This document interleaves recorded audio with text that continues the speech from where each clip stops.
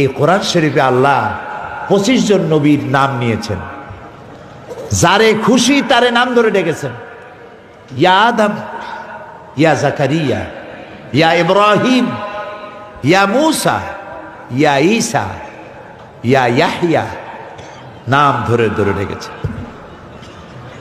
গোটা কোরআন শরীফ সূরা ফাতিহা থেকে সূরা নাস পর্যন্ত যদি আপনি তালাশ করেন, গোটা কোরআন শরীফের ভিতরে কোথাও পাওয়া যাবে না যে আল্লাহ রব্বুল আলামিন তার নবীকে একবার নাম ধরেও ডেকেছেন। আল্লাহ তো আল্লাহই। মুহাম্মদ সাল্লাল্লাহু আলাইহি সাল্লাম কে বানাইছেন বলেন? তিনি স্রষ্টা, তিনি খালেক। মুহাম্মদ সাল্লাল্লাহু আলাইহি সাল্লাম মখলুক। কতটা সম্মান দিয়েছেন, নাম ধরে ডাকেন না। শুধু তাই নয়, আল্লাহ রাব্বুল আলামিন নিজে নাম ধরে তো ডাকেনি নাই, বরং উম্মতকে বলে দিয়েছেন, মানব গোষ্ঠীকে বলে দিয়েছেন, তোমরা যেমন পরস্পর পরস্পরকে নাম ধরে ডাকাডাকি করো, এইভাবে করে আমার নবীকে নাম ধরে ডাকবা না। সুবহানাল্লাহ। দুনিয়ার সব নবীকে নাম ধরে ডাকলেন, আল্লাহ হুজুরকে নাম ধরে ডাকেন নাই। দুনিয়ার সমস্ত নবীদেরকে এলাকা ভিত্তিক নবী বানানো হয়েছে। কেউ মাদিয়ানের নবী, কেউ বনী ইসরাইলের নবী।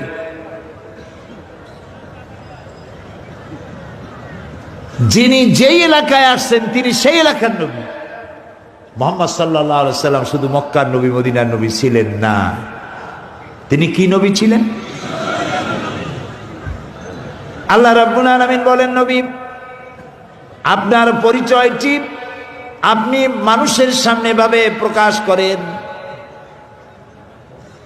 কুল ইয়া আইয়ুহান নাসু ইন্নী রাসূলুল্লাহি ইলাইকুম জামিআ। আপনি বলেন, হে বিশ্বের মানব মণ্ডলী, আমি আল্লাহর পক্ষ থেকে তোমাদের সকলের জন্য রসুল হয়ে এসেছি। সুবহানাল্লাহ। আমি সবাই। সুতরাং আজকে এই খুলনা সিরাতুন নবী মাহফিলে যে সমস্ত হিন্দু ভাইরা আসছেন, রাসূলুল্লাহ আপনাদেরও। হিন্দু, খ্রিস্টান, বৌদ্ধ, ইহুদি, নাসারা, যার নাম মানুষ, মুহাম্মদ সাল্লাল্লাহু আলাইহি সাল্লাম তার নেতা। সুবহানাল্লাহ। হোল ম্যানকাইন্ডের জন্য, বিশ্ব মানবতার জন্য আল্লাহ তাআলা তাকে পাঠিয়েছেন রহমত করে। তিনি আল্লাহর রহমত।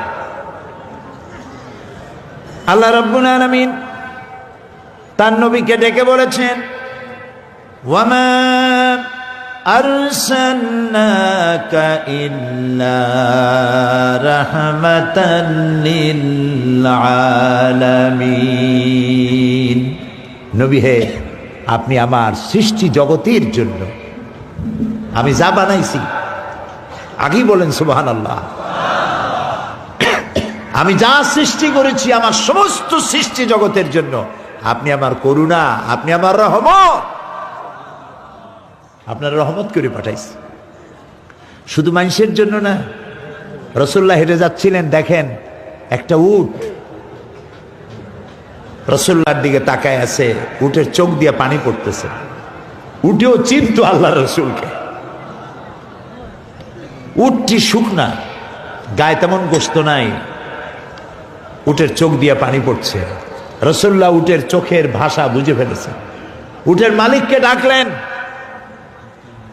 এই উটটি কি তোমার? সে বলছে আমার। তিনি বললেন, তুমি এই উটের প্রতি যত্ন নাও না, পানি খাও না ঠিক মতো, খাবার দাও না ঠিক মতো, উট আমার কাছে অভিযোগ করছে, তুমি তোমার উটের প্রতি যত্ন নিও। শুধু মানুষের জন্য রহমত না, প্রাণী জগতের জন্য রহমত ছিলেন।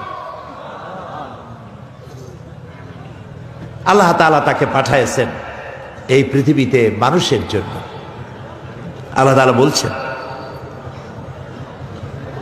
যে আমি তাকে এই পৃথিবীর বুকে পাঠাইছি কি জন্যে? লাকাদ মান্নাল্লাহু আলাল মুমিনিনা ইয বা'আসা ফীহিম রাসূলাম মিন আনফুসিহিম ইয়াতলুনা আলাইহিম আয়াতিহি ওয়া ইউযাক্কিহিম ওয়া ইউআল্লিমুহুমুল কিতাবা ওয়াল হিকমা। লাকাদ বা'আসাল্লাহু আলাল মুমিনিনা,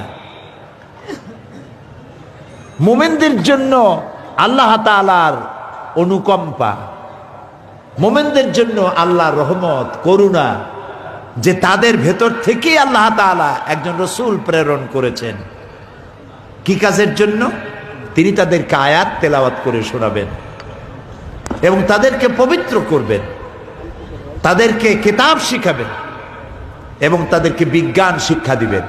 সুবহানাল্লাহ। রাসূল পৃথিবীতে আসলেন,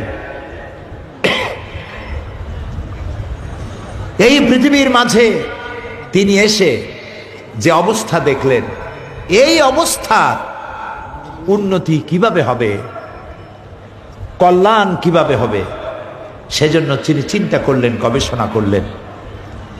40 বছর বয়সের সময় আল্লাহ তাকে নবুয়তের দায়িত্ব দিয়ে দিলেন।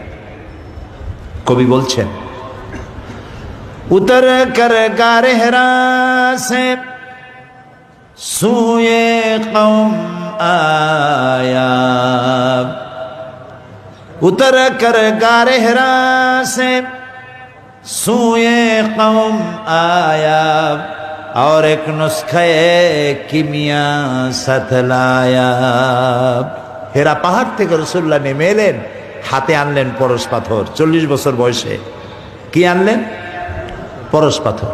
এই পরশ পাথরের সংস্পর্শ লাগলো, লোহাগুলি সোনা হলো, পাথর লাগলো, পাথরগুলি ডায়মন্ড হয়ে গেল। সুবহানাল্লাহ।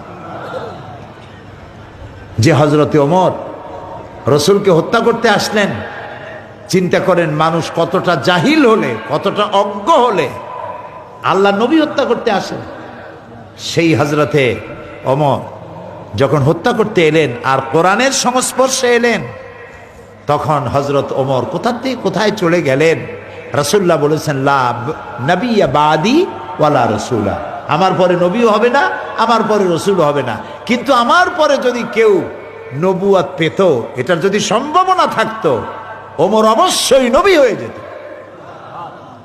কোরআন জিরো থেকে হিরো বানায় দেয়।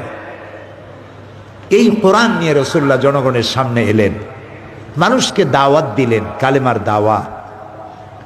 দাওয়াত যারা সহ্য করতে পারল না, তারা অস্ত্র হাতে নিল, কিন্তু রাসূল অস্ত্র হাতে নেন নাই, মার খাইছেন। এই কথাগুলো ঠিক কিনা? রাসূলুল্লাহ মার খেয়েছেন, বেলাল মার খেয়েছেন, খাব্বাব খুবাইব মার খেয়েছেন।